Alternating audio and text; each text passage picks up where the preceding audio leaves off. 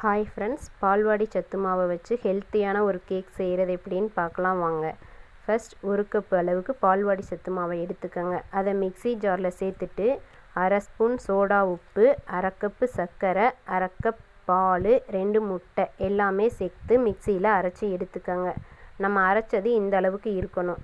இப்போ கேக் செய்ய போகிற பாத்திரத்தில் நம்ம சமையலுக்கு பயன்படுத்த ரீஃபைண்ட் ஆயில் அதை ஊற்றி கோதுமை மாவை மேலே தூவி விட்டுக்கோங்க. இப்போ நம்ம ரெடி பண்ணி வச்சுருந்தா அந்த சத்து மாவை எடுத்து அந்த பாத்திரத்தில் சேர்த்துருங்க. இப்போ குக்கரை அடுப்பில் வச்சுட்டு அது மேலே ஸ்டாண்டு வைங்க. ஸ்டாண்டு மேலே நம்ம கேக் செஞ்சு வச்சுருந்த பாத்திரத்தை எடுத்து வச்சுருங்க. குக்கரை மூடி போட்டு மூடிடுங்க. கரெக்டாக 15 நிமிஷம் வேக விடுங்க. அதுக்கப்புறம் ஓப்பன் பண்ணி பாருங்கள், நல்லா மேலே பொங்கி வந்திருக்கும்.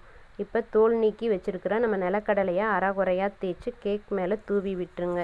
இதுக்கப்புறம் கண்டிப்பாக அடுப்பை சிம்மில் வச்சு 3/4 மணி நேரம் வரையும் அந்த கேக்கை வேக விடுங்க.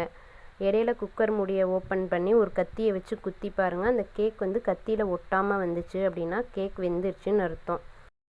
அதுக்கப்புறம் அடுப்பை ஆஃப் பண்ணிட்டு குக்கரை கீழே இறக்கி அந்த கேக் கிண்ணத்தை எடுத்து அப்படியே சைடில் லைட்டாக எடுத்து விடுங்க. எடுத்து விட்டுட்டு ஒரு பிளேட்டுக்கு மாற்றுங்க. மாற்றிட்டு அந்த கேக் எடுத்து பாருங்கள் எவ்வளோ சாஃப்டாக இருக்குன்னு பாருங்கள். நீங்களும் இப்படி ஒரு ஹெல்த்தியான பால்வாடி சத்து மாவு கேக்கை ட்ரை பண்ணி பாருங்கள். ட்ரை பண்ணி பார்த்துட்டு எப்படி இருந்துச்சுன்னு சொல்லுங்கள்.